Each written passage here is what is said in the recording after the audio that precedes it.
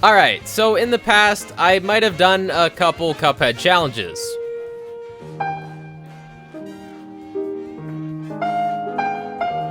Okay, I've done a lot. So many, in fact, that for a while I was pretty sure I had done every single challenge out there, until I discovered this mod, the Devilish Cheats. On the surface, this mod is just a mod menu. It lets you have infinite HP, kill bosses in one hit, and, that. But within this mod lies a feature that allows you to load a second scene. Basically, we can load a level over top of another one. Do you see where my bad idea is going? In today's video, we are going to be beating Cuphead on expert mode, but every single boss is doubled. 2 of the same bosses at the exact same time.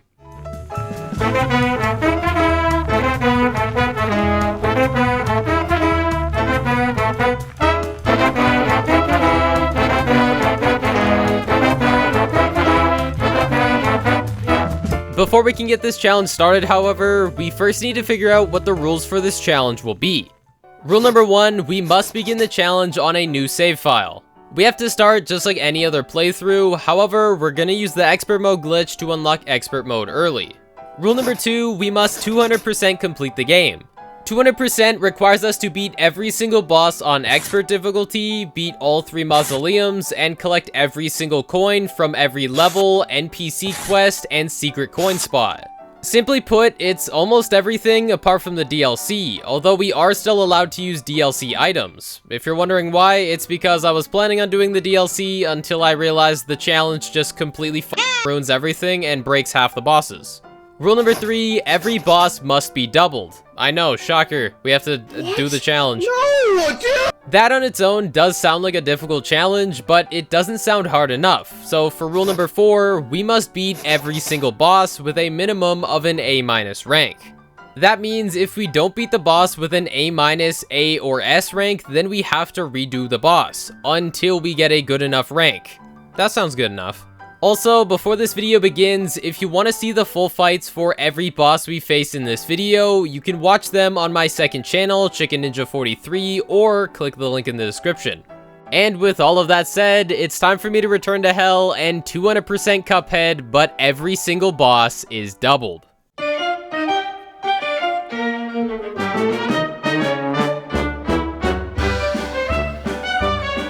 Starting off the challenge, obviously the first thing we're gonna do is the tutorial. Okay, that's not gonna work. Yeah, unfortunately, with a challenge like this, things just break, and there's nothing we can do about it. Rather than doubling it, we're just gonna do it normally. Rather than doubling it, we're just... Okay, either I've just had a lobotomy, or I'm a game journalist. After speedrunning the tutorial, we talk to Mac to get the 3 bonus coins and head over to the first 2 levels, Forest Follies and Treetop Trouble. Unfortunately, these 2 levels and all the other run and guns in the game get absolutely nuked when they're doubled, so we're just gonna have to do them normally as well. Oh yeah, buckle up for this challenge, we're just playing the regular game! Of course, I'm just kidding. We get our first taste of this challenge in the first mausoleum. Loading into the mausoleum, you'll probably notice 3 things. There's a lot of ghosts, the camera is extremely zoomed in, and where the f is my health? For some reason, the double scene overlay makes about 20% of my screen unviewable for every fight in this challenge, but I also can't see my health nor my super meter. Despite all of that, this is just the first mausoleum with a couple more ghosts. With Mausoleum 1 completed, we are able to access the DLC island through talking with the boatman. On Inkwell Isle 4, we get the Miss Chalice charm and pick up the Chalice tutorial coin, Buckley's 3 coins, and the secret coin. With my now vast wealth, we are going to purchase our first few weapons, the Crack Shot, Roundabout, and Spread Shot. The Crack Shot choice I don't even think I need to explain. It has aimbot, does more damage than the Chaser, and its EX move gives us extra mobility when combined with Miss Chalice's dash parry. The Roundabout is also just another good shot. It has a decent DPS, and since it can round about, it's easy to cover the screen in projectiles to hopefully deal damage. Finally, the Spread Shot. It has the highest DPS in the entire game. That's all I have to say. With all of that preparation done, we can now begin fighting bosses, starting with Potato.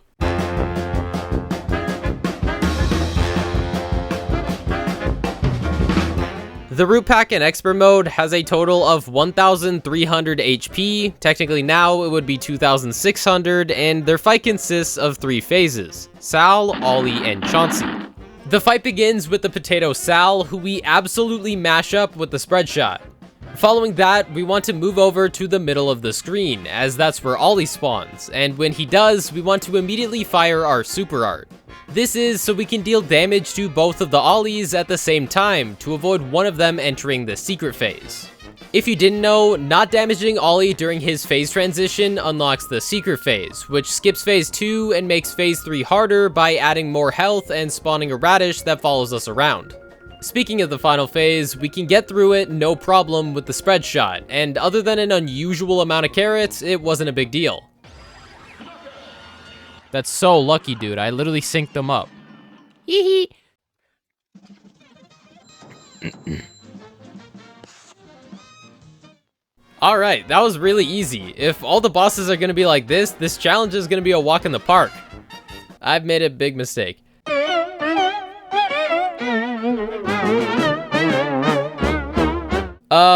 So Ribby and Croaks are, so guess what? It's time for more preparation.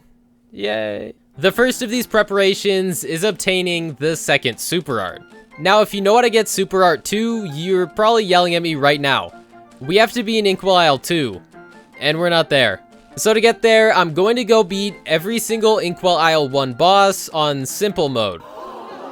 Now I know, 200%, it's gotta be expert mode, but as long as we eventually beat the bosses on expert, it's allowed. We just have to make sure they are always doubled, even in simple mode. With each boss beaten in simple mode, we are able to reach the next isle. Or not. Okay, that's weird. I was pretty sure you could just do that. I guess I'll go redo every boss on normal. What the fuck? The game's broken. Again, this is literally the 3rd time and we've only done 1 boss. Okay, cool. Here's how to perform.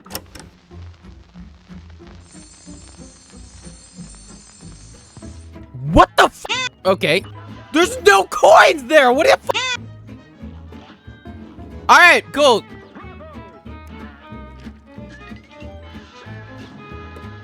I did it again, bro. I did it again. Ah! So, if the game's gonna break, I might as well break it in my favor.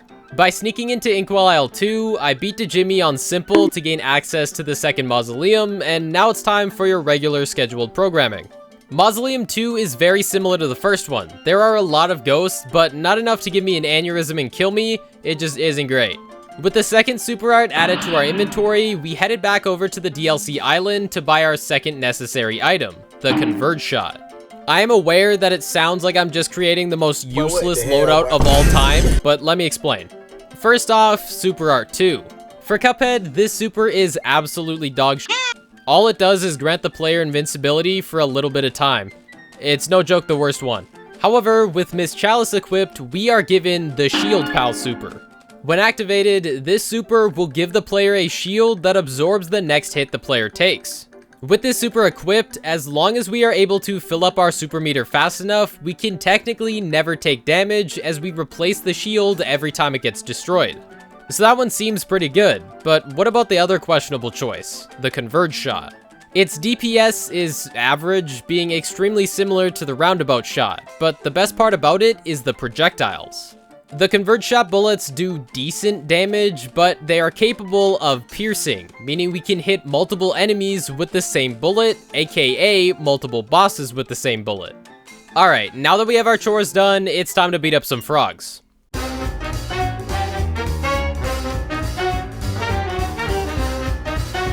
Ribby and Croaks. For this challenge, they have 3,800 HP, and since there's 2 of them, we're actually fighting 4 bosses at the same time. As soon as the fight starts, we immediately move over to the left wall because they're on the right wall, and they're scary. Phase 1 consists of Croaks constantly shooting out fireflies that charge towards the player, and Ribby doing a Street Fighter combo. To deal with this, we can hold down the lock-in button to converge the Converge Shot and deal significantly more damage as well as get easy kills on the fireflies. Entering phase 2, this phase is infinitely harder than the last. In this phase, Croaks becomes a fan and pushes the player back. But luckily for us, this is actually good news. Despite 2 of them doing this attack, we only get pushed with the power of 1 fan attack. For some reason, one of them just doesn't work. On the other side of things, literally, we have Ribby. He still does the Street Fighter, but again, we just have to jump and crouch to avoid it. The real problem is his balls. They're extremely difficult to dodge, and with bad enough timing, they can become an impenetrable wall of death that is impossible to dodge. You know what? The more I think about it, this phase completely sucks. Let's skip it. To do this, we deal lots of damage using the Converge shot up until right before they start their phase transition at 494 damage dealt. Once this happens, we wait for Ribby to begin his Street Fighter attack and then start pouring on the damage again. This allows us to carry over damage and take off most of, if not all, their second phase's HP while still in the first phase. Hell yeah, we're embarrassing these guys. What the f is that? Entering the final phase, Croaks eats Ribby, and then they become a slot machine? Gambling, slot machine, win big. You're lucky today. Put your mortgage on black, get the jackpot. Thousands of dollars. No, Not addicted. no, leave me alone. Unfortunately, entering this phase breaks the game again. One pair enters phase 3, and the other pair stays in phase 2 and becomes invincible. Luckily, Croaks' fan attack no longer works, but Ribby's hitbox still exists, and he still does both of his attacks. In addition to these two just being there, we still have the slot machine to deal with. To damage the slot machine, we must first dodge some coins and then parry their crank, which feels kinda weird. Parrying the crank makes them damageable, but also results in them doing 1 of 3 attacks. The snake attack, which spawns chips we need to jump on.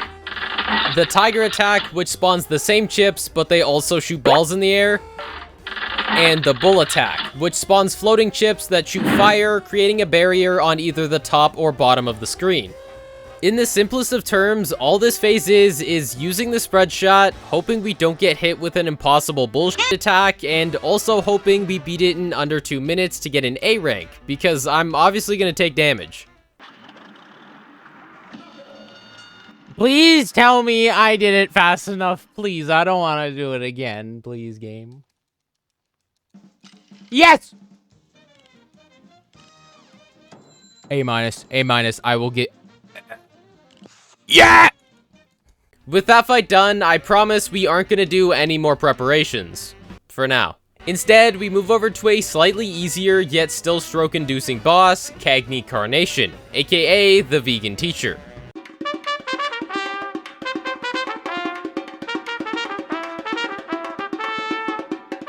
The Cagneys have a total of 3,000 health and have 2 distinct phases, although phase 1 consists of a couple sub-phases. The fight begins with the Gatling gun attack, and once enough damage is dealt, he will alternate between the lunge attack and the magic hands attack. That doesn't sound right. When both of them start the Gatling gun attack, an absolute metric ton of seeds drop from the sky that change into different types of plant enemies. Due to all the seeds, this attack makes a huge portion of the screen inhabitable, right around, there.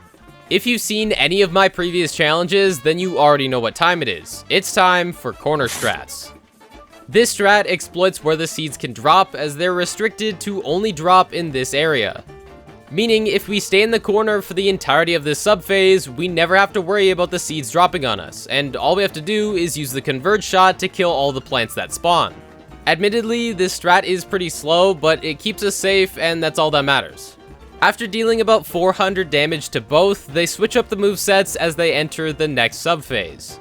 The first new attack, the lunge attack, starts with him doing the cursed animation before stretching out and closing off either the top or bottom of the screen. The problem with this attack is, if one of them decides to close off the top and the other does the bottom, welcome to the Impenetrable Wall of Doom, Part 2. If this happens, we can dodge it with a perfectly timed double jump and dash towards the left corner, but sometimes we're too far away and we take damage anyways. The other attack, Magic Hands, can be 2 different things. Either the hands spawn in 4 acorns that shoot off in our direction, or the hands spawn a rabbit, which is actually a sycamore seed with eyes. I would have bet all my money on that being a rabbit. Anyways, this attack does a boomerang loop along the top and bottom of the screen, but can be dodged by crouching underneath it. It's only a problem if we forget about it and run into it. The acorns are slightly more difficult because now 8 can spawn, although Miss Chalice's double jump allows us to displace ourselves far enough that they basically get rendered useless. After dealing 810 damage to each of them, we enter the real Phase 2. In Phase 2, all Cagney does is spit drugs at us, which can make our screen wonky. That part's boring. The real issue is the platforms. During the Phase 2 transition, the bottom of the fight gets closed off by vines, which forces us up onto these 3 platforms. Quick little fun fact, since they're doubled, they kinda have a seizure. The real trouble comes when these vines attack, which they do so by growing onto a platform and forming a spike. In expert mode, these vines can grow on 2 platforms at a time, meaning sometimes vines will grow on all 3 platforms, and it's time to play the ultimate game of Floor's Lava. To succeed in this game, we need a well-timed double jump, or even better, a double jump plus a crackshot EX parry. With all that figured out and the power of my trusty converge shot, we were able to finish off this boss and get the A rank. What's all that about? That was so good. That was so good. That was so good. I learned from my mistakes, and I stopped yapping. And there we go. See? That's basically great. Okay, so far we've had one easy boss, then a horrible boss, then a slightly less horrible boss. And you know what they say, whatever goes around goes up your butt, meaning it's time for the easiest boss in a normal playthrough. Now he sucks.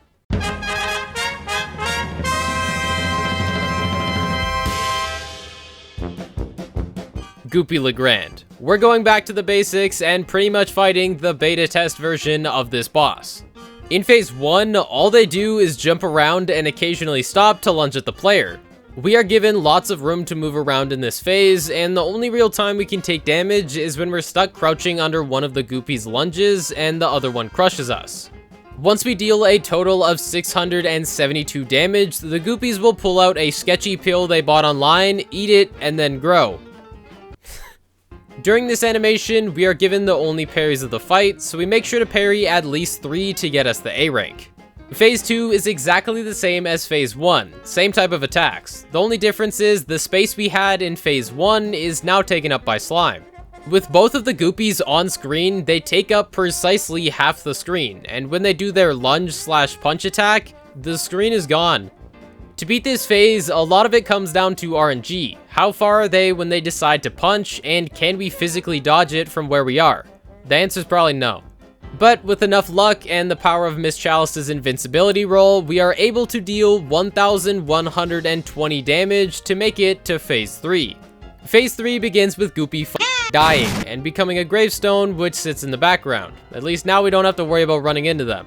Although, despite the differences, the attack they do in this phase is still very similar. They move around in the background, and after the 2nd or 3rd time passing by the player, they will do a Womp Slam. This phase can be very overwhelming, but as long as we try to ensure dodging them won't result in us being crushed by the other, we can get this boss done moderately fast, yet a lot of it still relies on RNG and utilizing Miss Chalice's abilities. Oh. Oh my god! Oh my god! Oh my god! I clutched it! I clutched it! I clutched it! Oh my god! Oh my god! Oh my god! Okay. That's, dude. That dodge, please, bro. Please, please, please, please. That's it. That's it. That's it. That's A minus. That's A minus. That's A minus. That's A minus. Yes, dude. Hell. Oh my god. Ah! Finally, with all of those bosses defeated, we can move on to our final debtor of Inkwell Isle One, and it is by far the hardest one we've seen, Hilda Berg.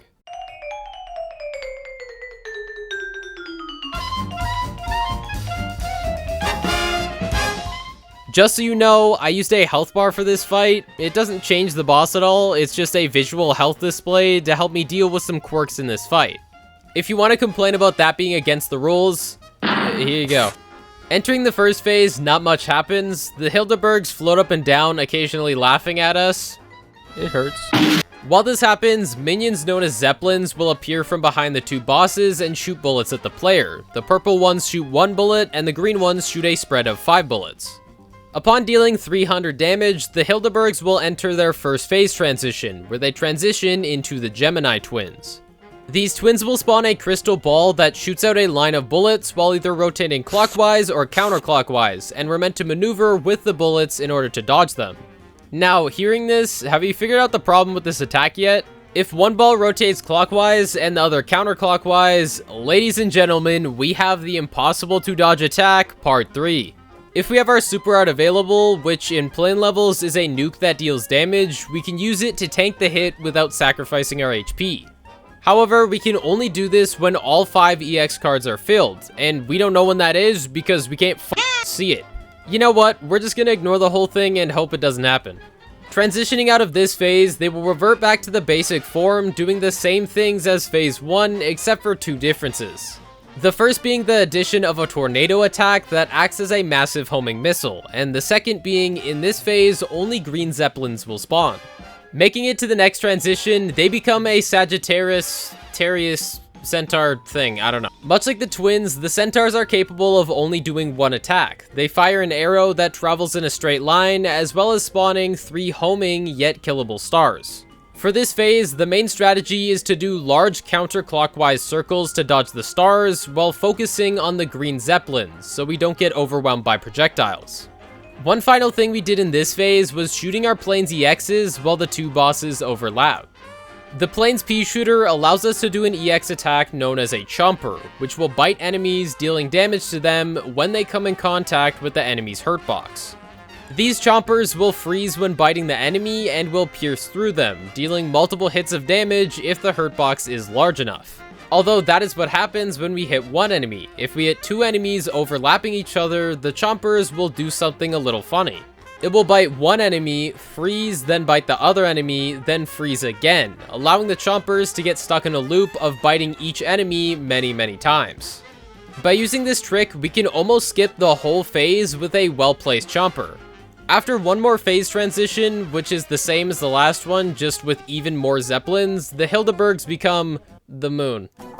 I don't know. The final phase of the Hilda Berg boss fight adds 2 changes to the fight. The first change is the zeppelins have been replaced by stars that fly out from the right side of the screen. And the second change is Hilda's new UFO attack. This attack consists of red or brown UFOs flying along the top of the screen, with the color determining how we dodge them. The brown ones will shoot a laser just before the player passes underneath them, and the red ones will shoot the laser after we pass underneath them. Apart from one of the Hildas being invincible, I don't want to talk about it, the only problem is going to be the doubled UFOs. Just like the twins, the 2 variations of this attack require the complete opposite to be done in order to dodge them. So if overlapping red and brown UFOs spawn, it creates an unavoidable laser wall. As scary as this looks, we can dodge both by quickly passing underneath them with the mini plane before moving back as fast as possible, triggering both. All in all, if we get some good RNG and spam chompers, we can finish off this boss, and with it, Inkwell Isle One. Moving on over to Inkwell Isle Two. Let's go. I ate that shit up! I ate him! I ate him! Show me it. Show me the A. Show me the A minus A whatever. I don't care. Holy shit, I S-ranked it.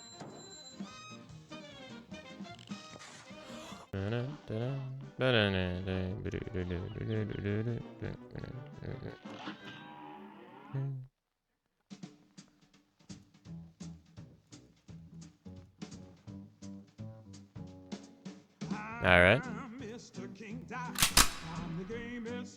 Inkwell Isle Two.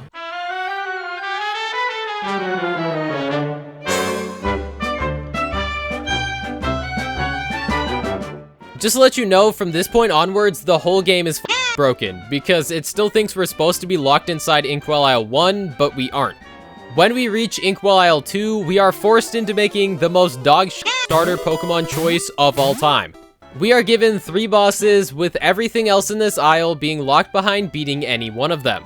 So I can't do anything else to stall anymore. We're fighting Beppi the Clown.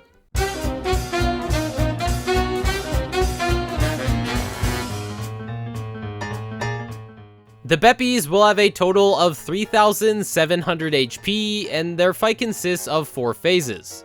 Although, before I say anything about this fight, why does he have a penis nose? Why is that? The first phase consists of Beppi rocking back and forth in a bumper car before charging to the other side of the screen, all while ducks scroll along the top of the arena. The ducks themselves can easily be dealt with using the converge shot, but the Beppis are kind of annoying. In expert mode, Beppi will choose a number out of this string, and that's how many times he will rock. Depending on what gets chosen, the two can get super desynced, making the first phase really annoying. Surprise, surprise, it's more RNG. After dealing 629 damage, Beppi will fall off the ledge and die. And that's the boss fight, baby. Jokes aside, this is phase 2. In this phase, he gains the ability to spawn balloon dogs, doing so in 2 different patterns. Either pairs of 2 will spawn with a group of 4 spawning in every now and then, or 3 balloon dogs spawning all the time. I'm gonna be honest, just like the ducks, the dogs don't matter. The convert shot can kill them with a few bullets. The other new thing in this fight is the roller coaster that rides across the bottom of the screen. This roller coaster will appear throughout the rest of the fight and consists of a front cart with a parryable nose, followed by 10 additional carts, 3 of them having passengers that can deal damage on contact. If the carts get desynced, they can once again make it impossible to dodge floor, but I paid extra to play this game and I can double jump, which makes this much easier. Finishing this phase, he now has a donkey. Dude, phase 3 is sick. The attacks for this phase depend on what color the donkey is. The yellow donkey shoots out a row of horseshoes that drop from the sky, and the green donkeys shoot 2 rounds of 3 horseshoes that travel in a wave. The only hope for this phase is that we are able to sit underneath them without the roller coaster interfering. This makes us safe from attacks and gets us free damage. Fortunately, this phase is pretty short, only having 666 HP. And finally, phase 4, the converge shot once again carries. In this phase, he becomes a something and will spawn platforms for us to jump on in order to avoid the roller coaster, which now moves much faster. Between roller coaster appearances, he will also spawn green penguins in many different patterns, with these penguins throwing baseballs at the player. A serious amount of penguins spawn in this phase, but like I said, the converge shot is able to melt through them since they're all in a line. And that does it. I was able to kill both Beppis on my first try, and overall, not the biggest pain in the ass. Easy. Easy. Easy. Clown's easy. Clown's easy. Compared to the plane bosses, the clown's easy. That's an A minus, right? Okay. With Beppi defeated, I promised no more preparations, so we're jumping straight into another boss fight. This time, we aren't as lucky, because the 4 remaining bosses are either kinda aggravating or physically pain-inducing. So I went with the most obvious choice and decided to go beat up a woman.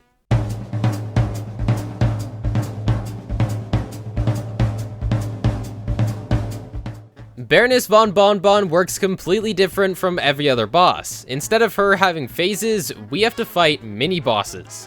Okay, fine, she's basically Candyland King Dice. Each of these mini-bosses is a standalone fight. The only thing that Baroness does during these fights is occasionally spawn jelly beans, as well as shoot cotton candy at us during phase 3. How this works is, during each phase from 1 to 3, the game will choose 1 mini-boss to send out. Once it gets defeated, the game will choose from the remaining mini-bosses and send the next one out. Taking a look at the list, the first mini-boss that can spawn is the one and only Lord Gobpacker, which sounds like I shouldn't be saying it. I think in Candyland it's a slur. All he does is fly towards the player, chasing them down and dealing damage if we run into him or his 2 kids. That's all. Next up, we have Conniving Candy Corn. That's not even a name. The candy corn will travel along a figure 8 path with the direction and when he turns being determined randomly. For mini-boss number 3, we've got Mufsky Chernikov, aka EDP. Mufsky will jump around the arena like a cupcake frog, attempting to squish the player. When Mufsky lands, 2 frosting shockwaves will spread out underneath him. The 4th mini-boss is known as Greedy Gumball. Why are some of these names and then the other ones are just calling him like devious, bro? The Gumball Man will run back and forth in the arena, periodically shooting tons of gumballs out of his head. And the final mini-boss capable of spawning is Weasley Waffle. He's British.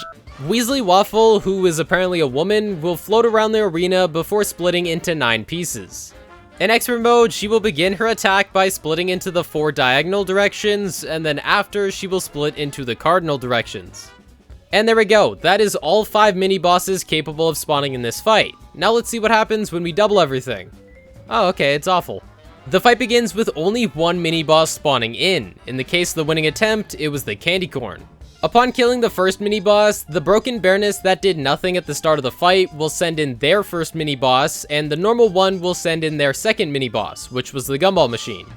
Just so you know, the mini-bosses that get spawned are completely unrelated. It just so happens to be that for this run, we got the exact same for all 3.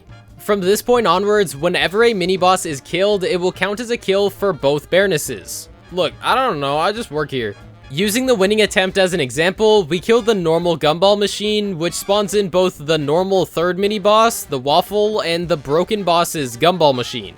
This breaks the timeline a little bit, because now we're fighting 3 mini-bosses at once, and when one dies, the normal Baroness doesn't enter her final phase. Although, this does get fixed when the broken gumball machine dies, after which the normal Baroness enters the final phase, and the broken waffle spawns in. Once the waffle dies, we can restore the timeline and get both Baronesses in the final phase. Just don't look at the health bar. Okay, why does one have negative HP? Getting into the final phase, Baroness's castle, named Cream Pup, I know, I hate it too, begins to crawl towards the player, moving the screen along. During this, Baroness will throw heads at us, and the castle will roll peppermints at us. The biggest problem with this phase is the heads. Since they are homing projectiles, it's super easy to run into one on accident. This is made worse by the fact that we need to avoid the ground as much as possible, since the castle's crawl moves the screen twice as fast. Much like how we dealt with Hilda Berg's homing stars, we are going to try and do clockwise rotations around the heads, ensuring we don't spend too much time in front of Baroness. And after enough attempts, as well as an extra 575 damage dealt, for some reason, we're able to get an A rank on Baroness Von Bon Bon.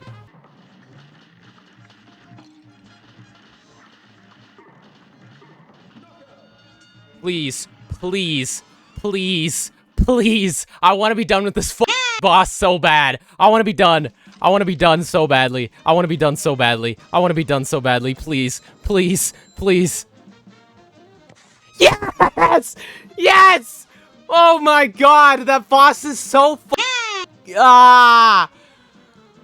Oh, this game, dude. Oh my god. With the Baroness exterminated, we move on to the final kind of aggravating boss left, Grim Matchstick.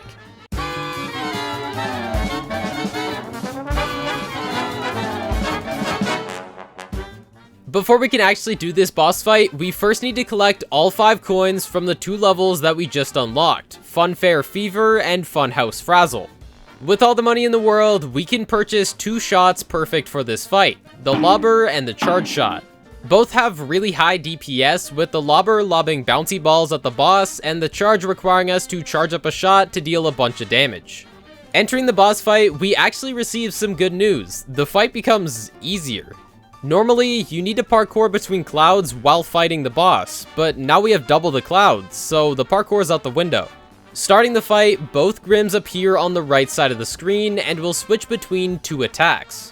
One is his laser eyes, where he shoots out 3 rings, with the last one being parryable, and the second attack being the fire breath, where he shoots out 1 or 2 fireballs that travel in a wave. And like I said, with the added platforms, it actually balances out the added projectiles and makes this fight much easier. The only difficult part is trying to get parries, since the 3rd ring in the laser attack, which is this boss's only parry, wasn't designed for Miss Chalice's dash parry. Transitioning into phase 2, the Grims will move over to the left side of the screen. Whoa! Phase 2 is without a doubt one of the more simpler phases. Grim spawns in skipping flames on his tongue that jump out at the player.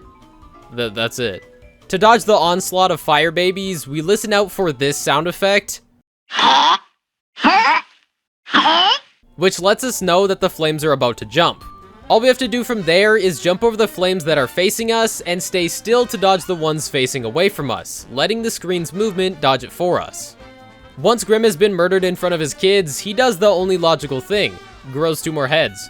This marks the start of the final phase, during which he will do 2 different alternating attacks. The first of these two consists of him shooting between 6 to 9 fireballs from any of his heads. These fireballs will split into the 4 cardinal directions when shot. Following this attack is his flamethrower attack, where he shoots a large stream of flames from his middle head directly in the center of the screen. The strategy for this phase revolves around holding the charge shot and firing when there are no fireballs on screen, allowing us to always land a fully charged shot and also decreasing the amount of projectiles on screen. Weirdly, this phase's cloud generation is partially scripted to ensure the player can always dodge the flamethrower attack, so the clouds just became a platform and made this phase even easier. And after getting used to this boss, we were able to finish it with a B+ rank, and just a few attempts later, we got the S rank. Nice. That's so weird seeing that. It's all like a straight platform. That's a S? Yup. In order to stick with my rule of leaving the hardest, most testicle-torturing, lobotomizing boss for last, it's time for Djimmi The Great.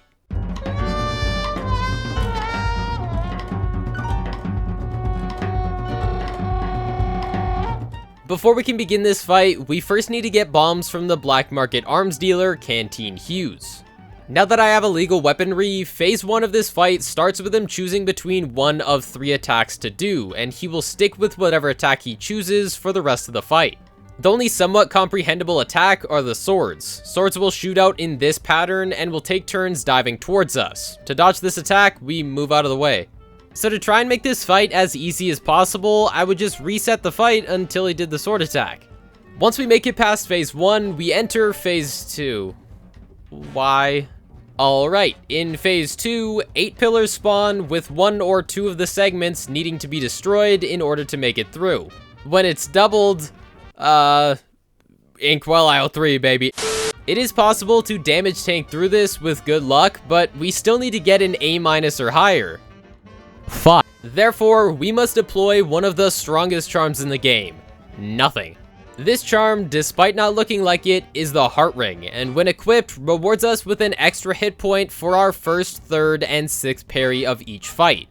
This means we can stay in the first phase and farm parries, allowing us to enter phase 2 not only with a full super meter, but also 6 HP. And you know what that means? It's time to go full Kool-Aid Man in this. After making it past the 8 pillars, we enter phase 3, which is a beautiful reversal of the last phase. We just sit there. Utilizing the bombs and sitting at the top of the screen renders every attack in the sarcophagus phase completely useless. Now that we've defaced a piece of ancient history, it's time to hit the cha-cha slide and reverse, reverse. Reverse, reverse. Phase 4 is bad. But since I'm in a reversing mood, I'm gonna talk about everything that's good in this phase, instead of just complaining. Entering the phase, Djimmi's turban will become sentient and follow us around, occasionally firing a spread of bullets. While this happens, Cuphead will shoot a gun at us.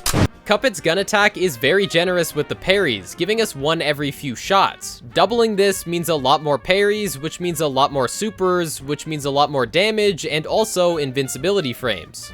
Whenever I had a super, which was whenever I heard this sound effect after a parry instead of this sound effect, I would try to utilize the invincibility frames to get the turbans to move over to the right, giving me more room to dodge, and that's about it for this phase. If you're wondering, it is possible to skip phase 4 and enter a secret phase, aka harder phase 5. However, weighing them up against each other, I found that this way was better for me.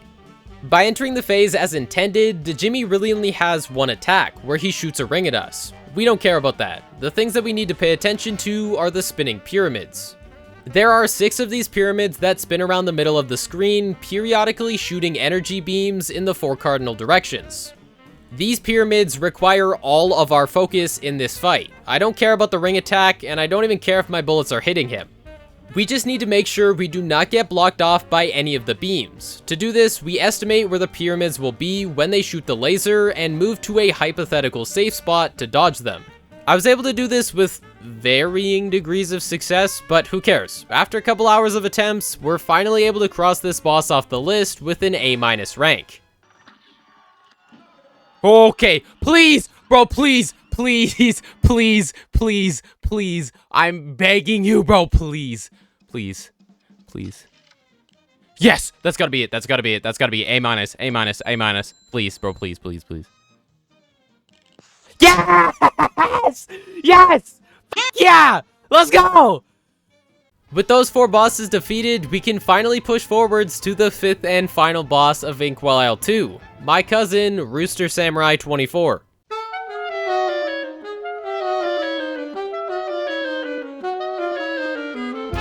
Wally Warbles. They have a total of 5,600 HP combined and contain 4-ish, 3.5 phases. Phase 1 begins with the Wallies switching between 2 attacks, all while rows of 4 child soldier birds charge towards us. And I hate war crimes just as much as the next guy. Right, we first need to get bombs from the black market arms dealer, Canteen Hughes. I've got to put a stop to this. The first attack Wally can do is a gun attack. It can simply be dodged by fitting in the gaps or by getting close to Wally, taking advantage of the weird shooting angle. The second attack, on the other hand, is where we get into some trouble, the egg attack. These eggs are shot out and will split into 5 different pieces once they hit the left side of the screen. After lots of testing, I found the best spot for this challenge to be along the top of the screen, closer to Wally. Up here, we are completely safe from any whole eggs that are shot out, we can dodge a gun attack by using mini plane, and we can really only get hit by a northeast shooting egg fragment from down below. Coupling this spot with some bombs, we are able to make this phase slightly easier, although it's still extremely Entering phase 2, it is actually a bullet hell. Wally begins shaking and fires a barrage of feathers towards the player. This attack can become desynced very easily, leading to many impossible to dodge combinations, but if you think about it, all we have to do is not get hit and use our supers. Duh. Bing bang boom, it's time to fight Megamind Hairline Child Super Soldier. Apparently his name is Willy. Heh, penis. Willy hovers around the screen accompanied by 6 spiky eggs. While he's floating, he will also fire a parryable laser at the player. With nothing else to fall back on, the one and only strat we can employ for this phase is my world-renowned in-and-out strategy. To perform this properly, we sit against the left side of the screen and wait for Willy to float towards us. When this happens, we go into mini-plane mode and move inside the egg ring circumference, wait for him to move to the right again, and then move back to the left wall, avoiding every egg. Hopefully. Additionally, we can use bombs when the eggs are enclosed around him to deal splash damage, and the pea shooter when they're spread out. With enough RNG and supers, Tweety Bird goes down, and now Wally is on his deathbed, but he deserved it. Besides almost being dead, he's also naked. That's not important to the fight, I thought I would just mention that. In this phase, Wally himself can do 2 different attacks. He can become a trash can and spit trash at us, or he can spit his heart out, which will shoot bullets similar to the gun attack in phase 1. While this happens, the EMT birds that are somehow carrying his chungus ass will shoot out pills that split into 2 separate pieces. In terms of what we do to beat this phase, panic. We again sit against the left wall since it's as far away from his mouth as we can be, and all we do is fire down bombs and make sure we don't sit still for too long. The pills can be a big issue since they fire straight towards us, and if we aren't paying attention to where they are, it's basically a death sentence. Eventually, everything's semi-perfectly aligned, allowing us to finally finish off Wally with an A- rank. I don't think that was it. I think I took too much damage.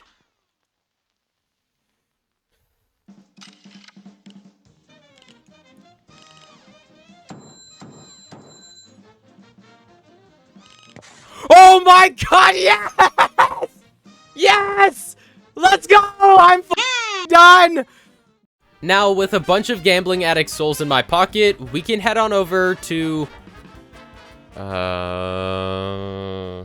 there, and then that, and Inkwell Isle 3.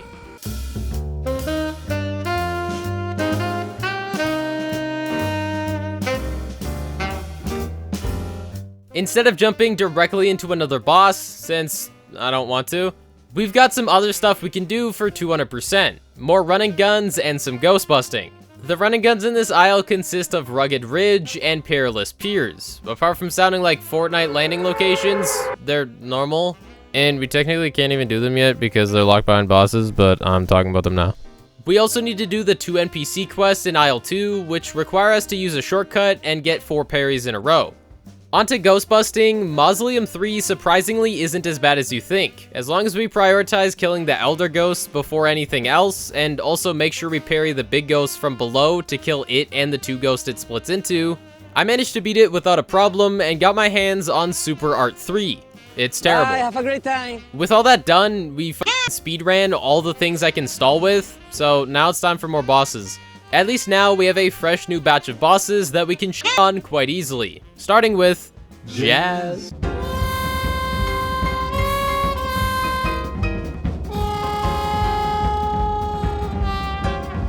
Rumor Honeybottoms. Fuck it, play the word sound effect. I'm sorry. Phase number 1, somebody snitched. Probably, that piece of shit. Somehow, word got out that I purchased illegal weaponry from Canteen Hughes, and now the cops are after me. These cops move back and forth, occasionally pausing to place bombs, which blow up into projectiles. I guess they can do it, but I can't. All we have to do in this phase is drop down to the same level as them and focus our converge shot, and other than having to jump over them once, we're able to end this phase in under 20 seconds, while also getting a few parries. Entering phase 2, we begin the actual fight with Honeybottoms. In this phase, she will drop down into either the left, middle, or right position and will attack based on where she drops. If she drops down from the left or right, she will either do a homing ball attack that follows us around for a bit, or she does a triangle attack, which spins while shooting 3 rounds of projectiles from its points. If she drops down from the middle of the screen, she will attack by shooting B missiles on the left and right side that move in an S pattern until they get off screen. Sometimes she will double up and do the same attack, but since she has a wider attack variety, she'll mostly do 2 different attacks at the same time. Depending on which 2 attacks she does, we just move to the one position she isn't at. If we're blocked off by her middle attack, you can just walk through it. Whenever she's at the top of the screen doing her attacks, we jump up there to deal tons of damage to both of them with the converge shot. It is possible to skip the final phase by depleting the rest of her health before and during the phase transition. Unfortunately, I wasn't able to do that, but it doesn't matter. Entering phase 3, she becomes a plane. Why is her level a tall building? In phase 3, she gains 2 new attacks. Her flying fists, which shoot out from her jets and swirl to the left or right off screen before coming back to jump scare the player, and her other attack, where she revs up a chainsaw arm and swipes it, forcing the player to either the left or right side of the screen. We can be forced into taking damage if she manages to do the left and right saw attack at the same time, but we've already done a fair enough amount of damage, so we just hope she doesn't do that, and it only takes a few more lobber shots to end the fight with an S rank, baby. That plane loud. That plane noise is so fucking loud. Oh. Okay. What the fuck? Alright, cool. I absolutely shit on them. Alright. It's time for Rumor's next door neighbor, who's not actually next door. It's a couple doors. Werner Werman.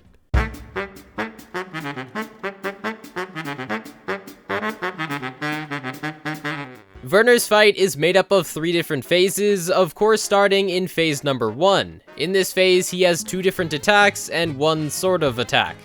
The only attack that doesn't matter in this challenge is his scrap attack. He catapults different pieces of trash at the player, and to dodge it, we sit in a corner. Getting back to what's actually important... oh yeah, water. The other attacks he will do in this phase are the cherry cannon and his dash. His cherry cannon attack doesn't have anything to do with cherries. They're bombs. Lots of bombs. These bombs will be thrown from the can and land on the ground, exploding into a damaging shockwave. In order to dodge this, it's time for more Flora's lava. We use Miss Chalice's double jump as well as dashing into the left wall to stall in the air without going anywhere. Lastly, Werner's dash. All he does is dash to the other side of the screen. The problem with this one, again, being a desync. If they decide to do this attack at different times, we end up with a Werner on each side of us. If this happens, I slam the retry button as fast as possible. I don't care. After he threatens to blow us up with a nuke, it's time for phase 2, where he only has one attack. He moves up and down, pausing every time he changes levels to fire a flamethrower on the left and right side of the screen. Oh, and there's also those. On each side of the screen, there are 6 and now 12 bottle cap saws that will extend at random and damage the player if we get hit. Most of the time, there will be 2 that extend per side, but on occasion, the whole side will extend. All we have to do in this phase is ensure we stay cool, calm, collected. Whoa. Dude, there's too many things. Holy fuck! Okay, I lied. It's time to panic again. The best thing we can do in this phase is continuously move around until we can sit underneath him when he's on the second floor. Right at the end of the phase, I do just enough damage to save my ass, and here comes Katzenwagen. Spoiler alert, the cat isn't real, but this is phase 3. The cat will do one attack where it swipes at the player from one side of the screen, causing wood to fall from the sky, and will also spawn ghost prisoner rats that throw splitting projectiles. In order to do this phase successfully, we want to sit right underneath the cat. 1, so we can do damage, and 2, so we can dodge the swipe attack if it happens on both the left and right side at the same time. Other than dealing as much damage as possible, that's all I have to say. The first time I reached this phase, I beat it with an overall A rank. Fuck it, you know what? I'll take it. Okay, what the fuck is happening? Was that an A? Okay.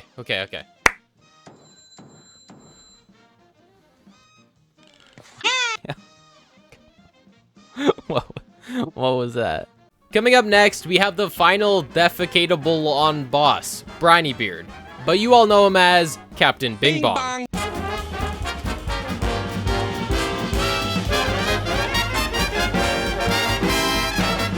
He's one of those bosses with wonky phases. Technically, he only has 2, but phase 1 has 3 sub-phases. We start off pretty simple. He weirdly strokes a fish that shoots projectiles at us. Also, throughout this fight, there's a barrel that goes back and forth along the top of the screen, dropping on the player when we go underneath it. Once we deal a total of 640 damage, it's time for him to gain 3 additional attack summon things: the squid, shark, and dogfish. First, the squid, boring as fuck. It will spawn in the middle of the screen and flings around ink blobs. If they hit us, our screen gets obscured for a bit. They can't even do damage. But this squid does allow us to do something I've liked to call squid stalling. The gist of it is, instead of killing them, we can just leave them to sit there for a while until they despawn naturally. This basically stalls Brineybeard for a while from doing any more attacks since the squid is still on screen. Next up, the shark will spawn in playing this noise, and later lunge from the left side of the screen, forcing the player all the way over to the right. It's important to make sure that during this attack, we won't be crushed by the barrel while in the corner. We can do this by baiting it to attack before the shark does. Finally, the last thing that can spawn is the dogfish. A few seconds after a periscope appears, 4 dogfish will appear one after another and slide across the dock. All we have to do here is shoot them. They only have 3 HP, so meh.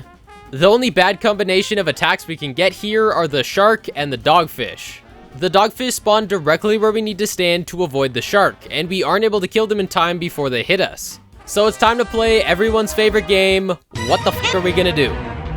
Okay, I think I can figure this out. Is it A, grow wings and start flying, B, dive into the ocean, C, restart the fighting cry, or D, the New York Mets? I think I'm gonna go with the New York Mets. D, final answer. This time, it's C. There's nothing we can do, we just give up. Dealing another 640 damage will get us into the 3rd sub-phase. The ship spits out cannonballs. Anyways, once we deal a total of 1,984 damage, we enter the 2nd phase. Brineybeard gets flung, and the ship becomes a violent monster. The monster ship has 2 attacks, neither of which are anything important. The first one it does is the looping fireballs, which are fireballs that loop. We use Miss Chalice's invincibility roll. 2 fireballs are capable of joining together to create the ultimate fireball of death, which is kinda cool. The other attack will be done after 2 rounds of fireballs are shot and is just a huge laser. Luckily, we're able to duck under the laser, and again with Miss Chalice's roll, we can avoid being hit by the barrel entirely. And after a couple of attempts, I was able to beat it with a B rank, and just a few attempts later, an A-. I think that might be it. I think I think I have 2, and then it doesn't matter how far we go over. Okay, that should be it. That should be A-. Please, bro. I'm begging you. Okay. Whoo! Alright, would you say that that's a sufficient enough ego boost? I would say so. It's now time for probably the biggest curveball that literally nobody on this earth expected. Would you like one balding, insane elderly man, or double it and give it to the next person?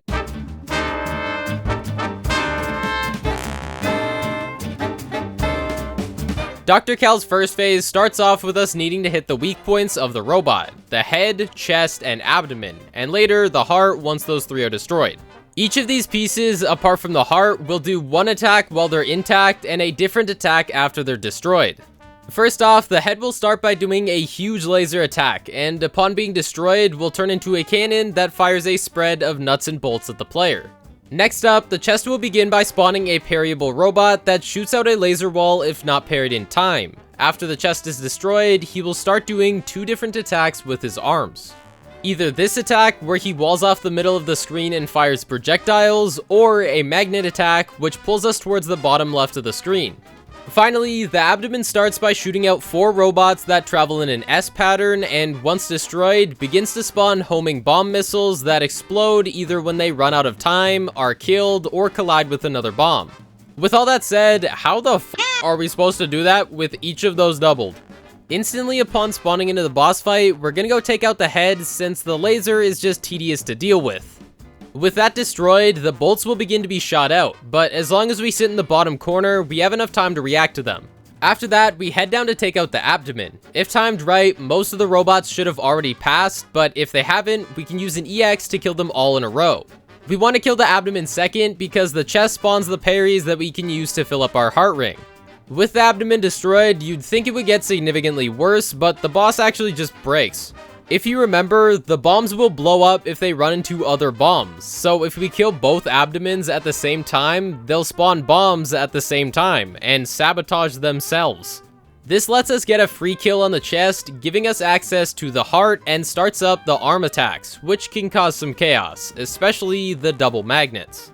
The double magnet attack results in us being grabbed with the strength of a steroid grandma. Even in mini-plane mode, we can barely move at all. But with good RNG, we can avoid the super suck. What? That's what I called it. Ignore the grandma metaphor. Phase 2. This phase is the complete opposite of Phase 1, because all he can do is fly around. While he's doing helicopter stuff, the bombs from earlier will spawn in from the sides of the screen. This phase might look really tedious, but he barely has any health at all, and we can kill him with a super and a couple bombs. Finally, Phase 3. What can I even say? In this phase, Dr. Kahl will do 1 attack with 2 variations. He will either attack using a red crystal or blue crystal. The red crystal shoots 8 projectiles in an irregular pattern, and the blue crystal will shoot 6 projectiles in a more consistent pattern. Simply put, lots of bullets, me pant. During these attacks, electrified walls will also extend out from the top and bottom of the screen. Of course, these can be impossible to dodge, but for the most part, they're just annoying. In order to do this phase, we need to have the entire heart ring emptied out, and even with these 6 hearts, all we can do is dodge to the best of our ability until reaching an impossible to dodge combination, which we then promptly eat for breakfast. In addition to damage tanking with HP, we can also use supers when we have them to get us out of sticky situations, but those are obviously better to use when we can get close to the boss, which is never. I just use them whenever. Fortunately, I've done this fight thousands of times before, so all it took was some acceptable RNG and locking the f*** in. Just like that, I beat it on my first attempt. Never mind. And just like that, I beat it a couple attempts later. Okay. And just like that, I beat it a few more attempts after that. Oh, there we go. I definitely did that. There's no way that's not an A. There's no way I wasn't on 1. I think I was on 2. I didn't hear the sound effect. Oh my god! Let's go! Oh. Oh my god, dude. I hate Grandpa so much, dude. And I dodged the Grandpa Super Suck 9000? Let's go! After that, you'd think I'd try and find the easiest boss out of the ones that I have left and do that one. Nah, I'm not scared of anything, except for the people who like this boss a little too much. Cala Maria.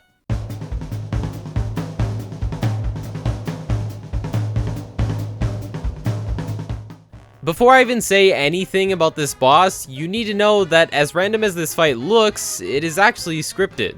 Not completely, but at the start of the fight, she chooses a random position in this pattern, and whatever attack she lands on is the first attack she's going to do. For example, let's say it was the Yell attack, aka the Ghost Pirates.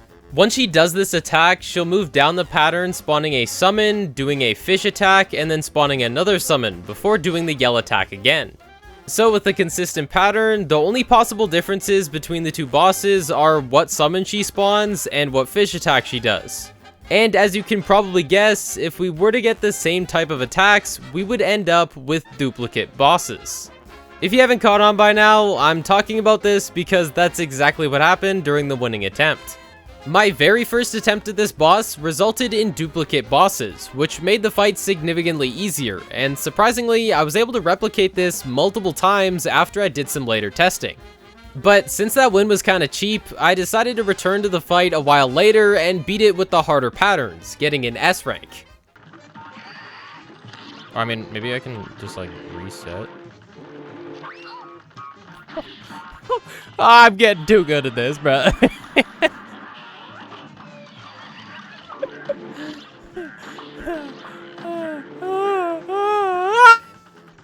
However, since the original win was the one I actually did for the challenge, that's the one I'm going to talk about. But both of the full fights will be available in the proofs video, so if you want to watch that, you can. Getting started with phase 1, she will do a combination of 2 attacks from 2 different categories, the main attacks and the summons. The main attacks category consists of the red fish, yellow fish, and the ghost pirates. The red fish shoots 4 bursts of 6 bullets in a spread, the yellow fish fires 2 electric dolphins that chase the player, and the ghost pirates will get spit out in 3s and charge directly at the player. In the other category, the summons, there's also 3 attacks, the seahorse, turtle, and the pufferfish. The seahorse pushes the player around with a stream of water, the turtle shoots out bombs that explode into projectiles, and the pufferfish float up from the bottom of the screen in different patterns. With this phase broken, I'll be honest, it's ever so slightly more difficult than a normal fight, and we can deal enough damage to put her ass in the electric chair. All Cala Maria does in phase 2 is petrify Cuphead by staring at him. Cuphead is afraid of women. We can actually avoid this ray by sitting up near Cala's forehead, but that isn't the best plan because of the electric eels. These eels pop up around Cala and fire 5 projectiles in a spread that can sometimes be parryable. They're very similar to the redfish. For this phase, the best thing we can do is sit against the left wall, trying our best to dodge the eel's attacks, and occasionally move up to use the super art to dodge the freezing ray. After dealing enough damage, Cala somehow ends up committing friendly fire, and she's a floating head now? I don't know. Phase 3 is another phase that has the potential to go terribly. We are forced to fly through a coral-filled cave that will damage us if we run into the coral, all while spiked barriers float towards us from the back of the cave. Cala will also attack during this phase by either shooting skulls at us or doing the same freezing ray attack from phase 2. And of course, the freezing ray is our main problem, but I'll do my classic strat of eating it and mashing as fast as possible to avoid it. By doing that and utilizing the EX trick from the Hilda Berg fight, we can beat up another woman and get the A- rank. Oh! I wasn't on 1, I just took damage to get on 1. No, I would have been fine if I didn't take damage there. I didn't know that. Wait, I still did it. Let's go! With those 2 plain bosses done, we only have 2 bosses left in Isle 3, and since my path is blocked, I don't really have a choice on who I'm fighting.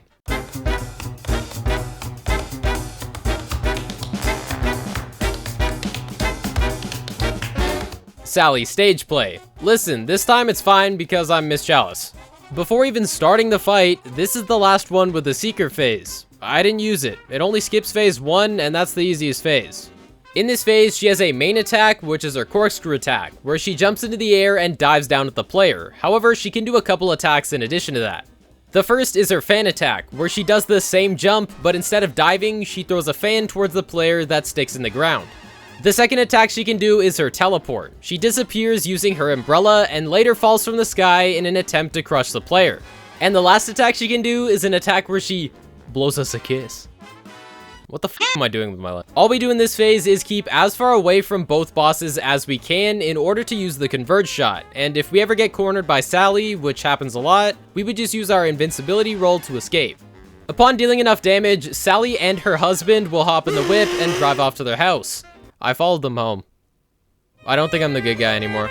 In this phase, she keeps her corkscrew and fan attack and loses the others, but she gains a new attack exclusive to this phase. She will spawn in 2 mouse toys on either side of her. These mice will slide along the ground and sides of the arena until reaching right above the player, upon which they will drop down and break once hitting the ground. These mice, plus the numerous babies that try to drop bottles on us, are the main focus of this phase, since if we ever got in any trouble, we would just resort to using the invincibility roll. Because of my sick rolls, phase 3 starts with her dying. Okay, so now I'm like 100% the bad guy. In phase 3, she changes her entire moveset and also is made out of cardboard. The new moveset in question consists of 3 moves: the Meteor, Big Wave, and Lightning. The Meteor attack starts with a destroyable meteor falling from the sky and becoming a parryable star when killed. This star sits at the top of the screen and looks useless, however it's used to jump over the Big Wave attack. The other attack, the Lightning Bolts, is just a couple dollar store budget lightning bolts. To beat this phase, we are going to do the exact same thing as the last phase, meaning we play Invincibility Roll Simulator. Ending off this phase, we have easily the most boring phase in this video. We switch on over to the crack shot, giving us aimbot, and we jump over the umbrella on the ground. Boom, just like that, easy A+, and we are on to the 7th and final boss in this isle, Thomas the Motherfucking Train. Please, please. I don't care if I killed you in front of the priest, your children, your wife. That's not your wife. Please. Oh my god. I hate myself. Oh my god.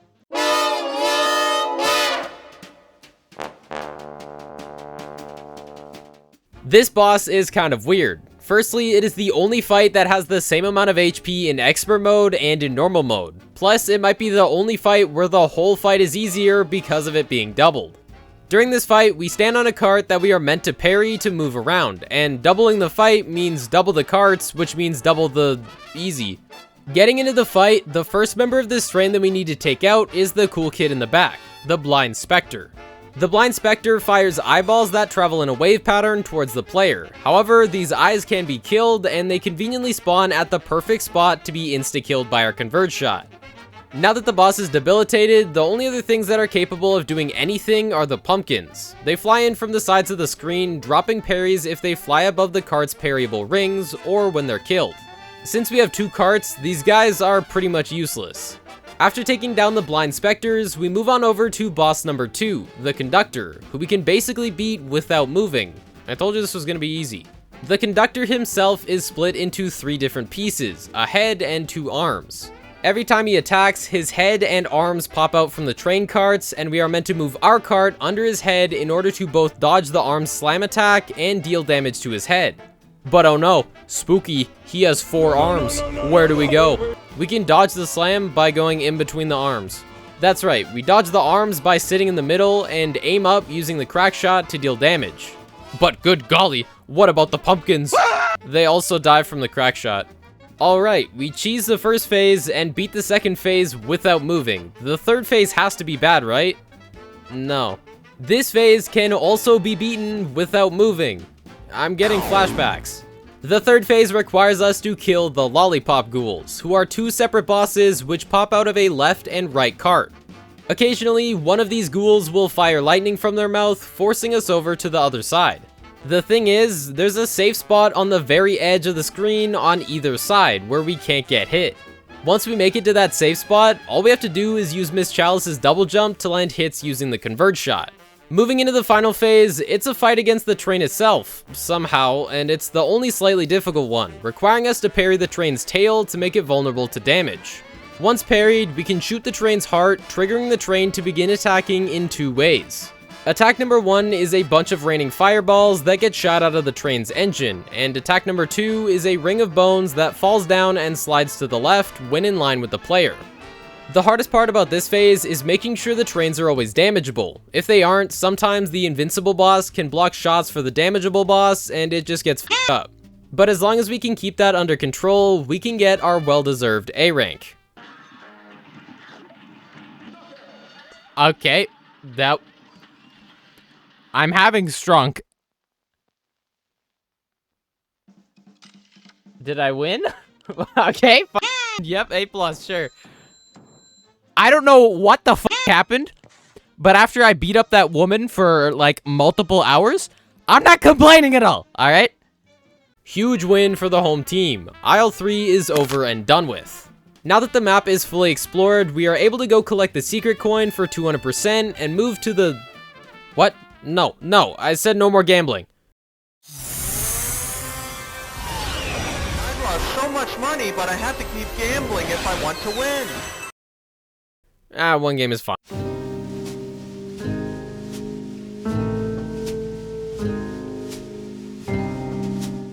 Hey, look at this.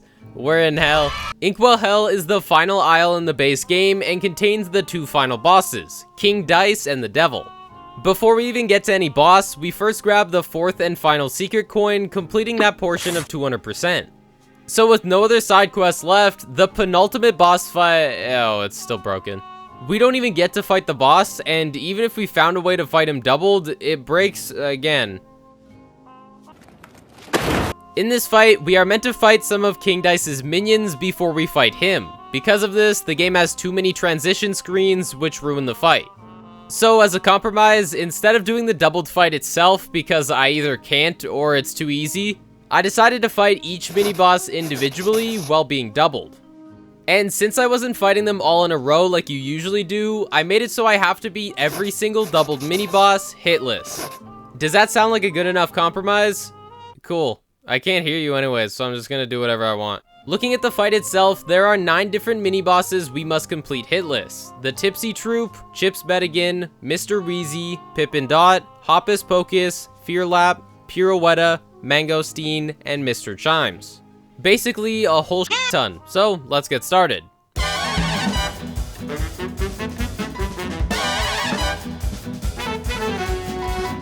This fight consists of 3 different bosses that all attack at the same time. Ol Ethan, Jeanette, and Romulus.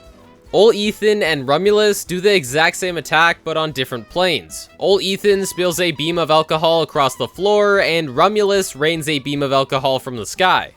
While they do this, Jeanette will spawn things known as olive bats which fly around and shoot eyeballs at the player. An essential part of this fight is paying attention to each telegraph the bosses do, with Ol Ethan's and Romulus's being the most important. As long as we remember that every time we see one of these animations, we have to dodge the same attack back to back, and of course, using the convert shot, we can beat these guys in a couple of attempts.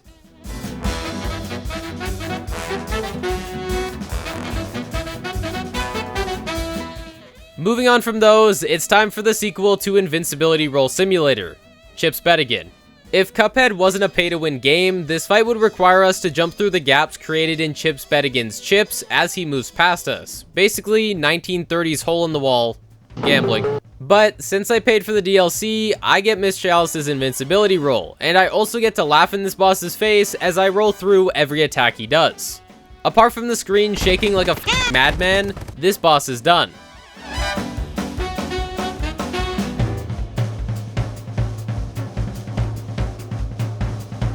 Alright, so far we've had alcohol and gambling. What's the next logical step? Lung cancer. Starting the boss fight, the player is forced to jump between 2 platforms, one of which Mr. Wheezy is on. When he spawns in, he will fire looping fireballs, pretty much exactly like Brineybeard's final phase, and after a while, he will turn into ash, teleporting over to the other ashtray. Not only do we have to deal with them potentially existing in both spots, but also the fireballs are capable of doing the ultimate fireball of death technique. Psh, we're good. We just stand right behind the— oh shit! The real way we beat this is by first equipping the roundabout shot to make sure we can focus on dodging.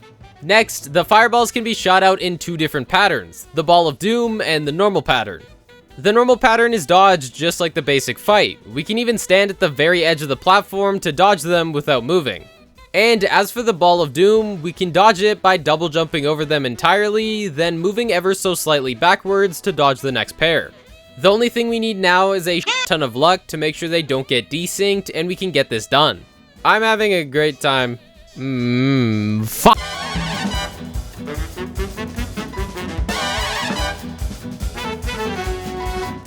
Now that I have every addiction known to man, it's time to commit aggravated assault on Pip and Dot. They're capable of doing two different attacks, summoning a domino bird that flies around the arena and shooting out a 20-sided die that DVD logos at us. The main gimmick of this fight is just like the moving floor in the Baroness fight. There's a track that pushes us towards a spiked wall. So to make sure we don't get swept away, it's time to play The Floor is Uncomfortably Hot. We can touch the floor, but we want to be jumping as much as possible, and since we were already near the boss, I whipped out the spread shot to deal some extra damage and give us the win.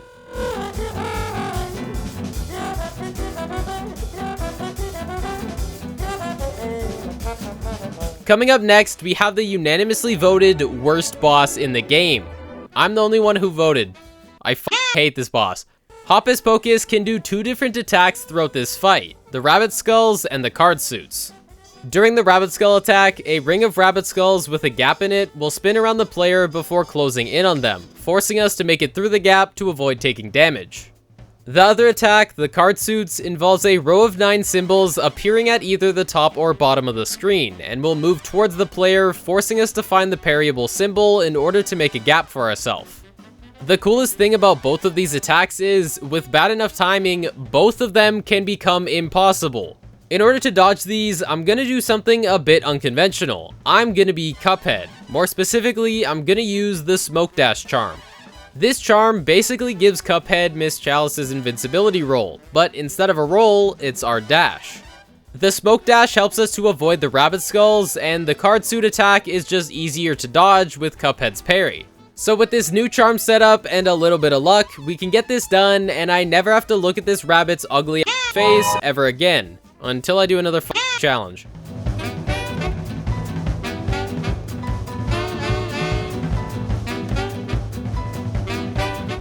You know what? I'm tired of land fights. I'm taking my plane out to go fight Phear Lap. Throughout this fight, Phear Lap himself can only do one attack. He fires out a blue present towards the player, which explodes into a spread of 8 horseshoes. However, I don't care about Phear Lap nor his attacks. Instead, I'm more interested in what's happening in the foreground. Occasionally throughout the fight, ghost jockeys will ride horses underneath us, and when we pass by them, they attempt to do some insurance frauding. Although this isn't the foreground conundrum I've been complaining about. The real issue is, half the fight I can't see. This fight has many different things that fly by in the foreground just to block the player's view, and now it's all doubled. As annoying as that can be, this fight isn't the worst thing in the world, and with enough baiting, we can put Phear Lap in the back mirror and head on to another land fight, Pirouletta.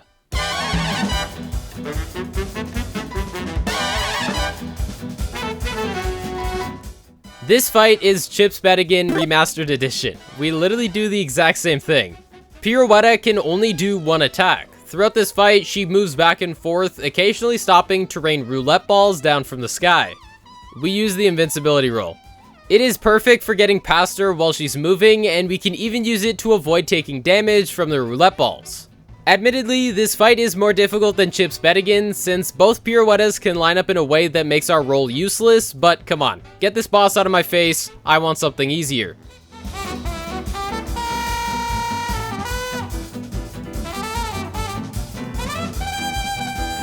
Mangosteen, baby. Apparently that's also a plant. I didn't know that. As I said, Mangosteen is known as the easiest boss, and that's because his only attack is a ball that gets shot from his mouth. I'm serious. That isn't the only thing that can happen. Sometimes billiard chalks will move across the screen in a crushing motion. I don't have anything else to say. There's virtually no difference between the normal version and the doubled version. Both of them are extremely easy. That's the fight, and we're on to the final mini-boss.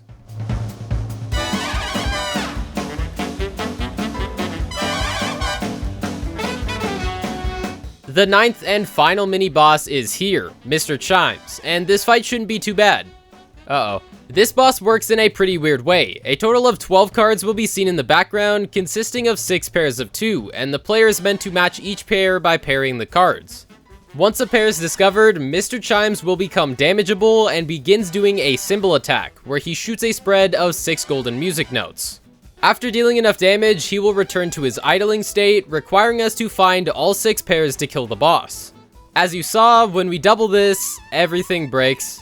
We can no longer get a sneak peek at the card pairings before the fight because some of the cards get blocked, and when we go to actually parry the cards, the game doesn't know which card to parry because they're both in the background.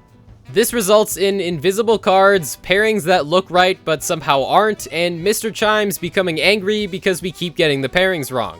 And guess what? I haven't even mentioned the worst part. One of them is invincible. There is no way to tell which one is the invincible one, as they both appear to take damage and will even switch phases. So now we have to fight 2 bosses at the same time, one of them is invincible, and the only way we can deal damage is by matching cards we can't see, and we also have to do it hitless. This sounds pretty much impossible, but it's obviously not, and here's how I did it. Starting the fight, the first thing I'm going to do is parry all the cards that I can until I match one of the boss's pairs. Now that one of them is damageable, I'm going to use my bombs to check if they are the invincible one. I can tell by whether or not the health bar goes down. In the case of the winning attempt, the first pair that I found belonged to the killable one. With this information, I would then find a pair for the invincible one. This sounds stupid, but trust me, it's important.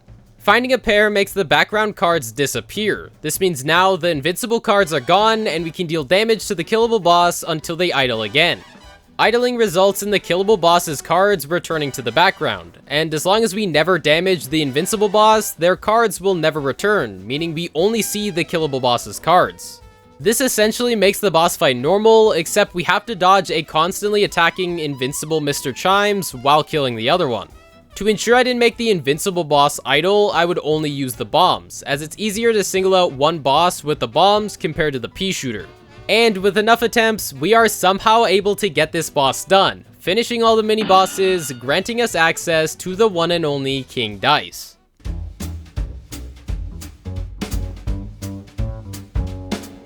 The big bad boss is here, and we can't even do it. The normal way we get to this boss is by beating a couple of the mini-bosses to make it all the way across the board to the finish tile, which immediately starts the boss fight. Although, this is where we run into some trouble. Since there's no transition screen between the dice rolling and the fight, we can't spawn directly into the fight like we could with the mini-bosses. So we can only reach the fight by doubling the regular fight, but it's not that simple, because when we reach King Dice, the mini-boss that we are simultaneously fighting becomes invincible, meaning we can't kill it to fight the second King Dice. The obvious fix to this is to try and parry both die at the start of the fight at the same time to sink the bosses. I can't. So no matter what I do, it is impossible to reach and fight 2 King Dices at the same time. Whatever, this fight is easy anyways. All he does is send out a row of cards that we need to parry to avoid taking damage. We can use Miss Chalice, taking advantage of her double jump, and theoretically finishing this boss. Even though we can't actually fight 2 King Dices, like I mentioned at the start, we can still load 2 fights at the same time and beat it. It's just pretty broken and kind of boring, but the challenge is still possible. So, as anticlimactic as that is, every single boss has been defeated except for the very final boss, the Devil. Let's just not do it. I'm just kidding you. We can't get the bad ending, but that's not good enough for 200%, and it's not good enough for me. So let's go beat up the Devil in a fursuit. He's the one in the fursuit, not me. Okay, start the boss fight.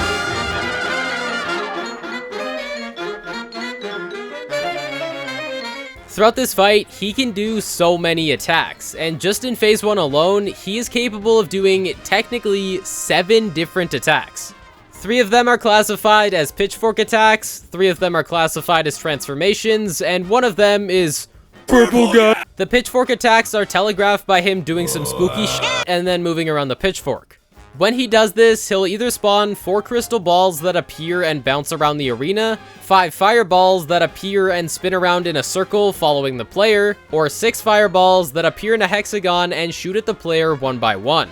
There is only one of these attacks that requires a strat, and it's the fireball ring. The strat is, we give up. The best thing we can do is parry the middle flame to make the ring easier to jump through. I wasn't joking when I said we should give up. Now that those have been dealt with, I guess, we move on to the 3 transformations, the goat, spider, and serpent. I'll start with the easiest, the goat attack. During this attack, he turns into a marketable item and claps his hands together along the bottom of the screen. This attack looks bad, but we're Miss Chalice, so as long as we notice he's doing the attack, we just jump when his hands go off screen. And for anybody that wants to say, oh, well, you could just duck under it, that got patched in the game's very first update. So shut the f*** up. The spider transformation is the next attack on the list. During this attack, his head becomes a spider and will begin dropping down from the ceiling, attempting to crush the player. He will fall down a minimum of 3 times and a maximum of 5, and as long as we don't sit still for too long, we shouldn't run into any issues.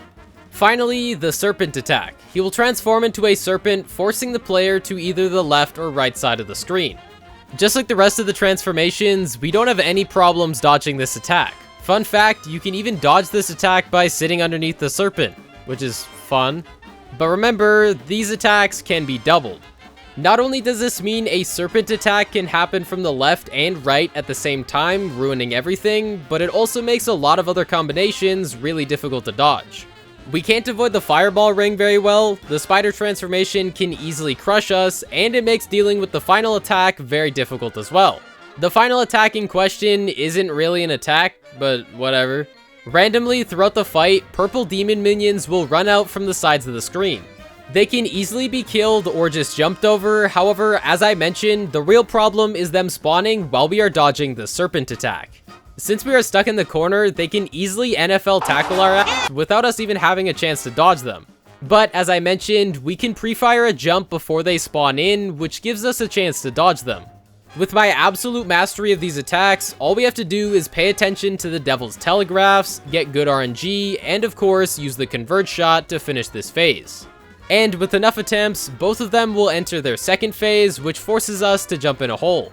Entering phase 2, For some reason, when the devils overlap in the rest of these phases, they emit a bunch of light, which looks weird.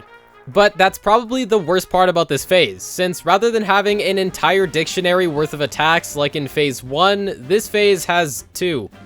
The first attack he can do is the axe attack. He spawns in an axe that will do a spiraling movement either clockwise or counterclockwise. To dodge this, we move out of the way.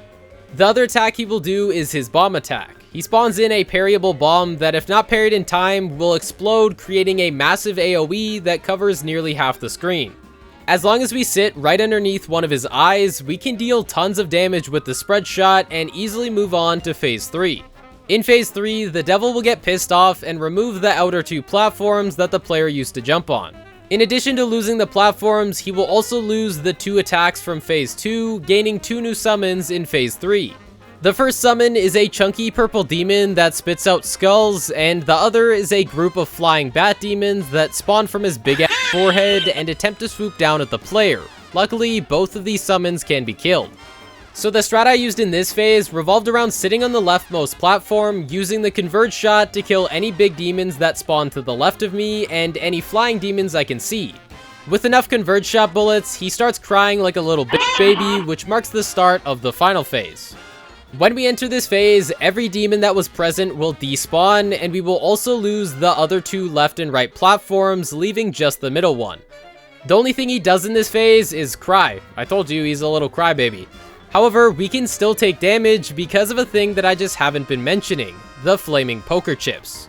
Before, these poker chips would fall down on platforms, moving from left to right. All they're supposed to do is make sure that the player doesn't sit still on one platform.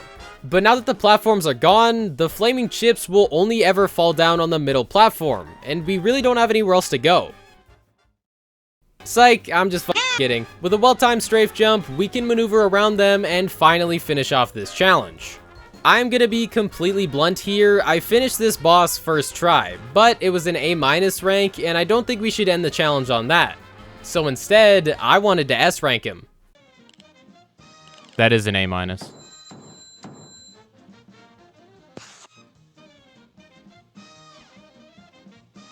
F it. We'll S rank it. Take ball moment. Ah! Wait, not huge. Oh! Wait, I'm actually f***ing massive.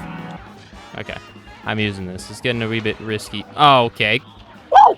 Do I really want to take a hit in the first phase like a baby? No.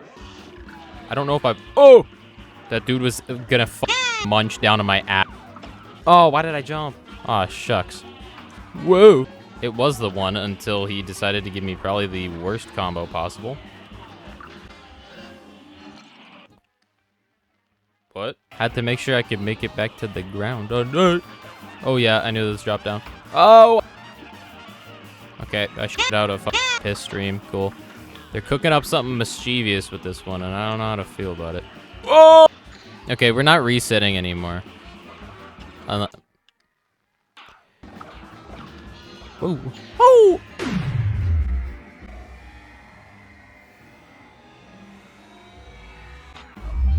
Oh my god. Oh my god.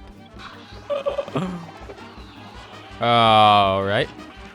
Oh fuck. He brought... Oh! I dodged it! I dodged it, bro. What? No! Yes! That's gotta be S rank. That's gotta be S rank. That's gotta be an S rank, right? I think that's it. As long as I didn't take a third hit. Nice. Let's go. Dude, that phase was insane, bro. What the fuck?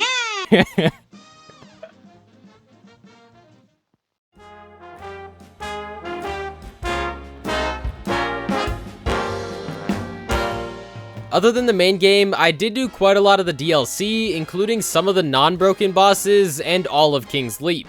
So many of these fights, especially King's Leap, were lots of fun, but I'm not going to talk about those because there's no point. So to answer the question, can you 200% Cuphead with every boss doubled? The answer is yes.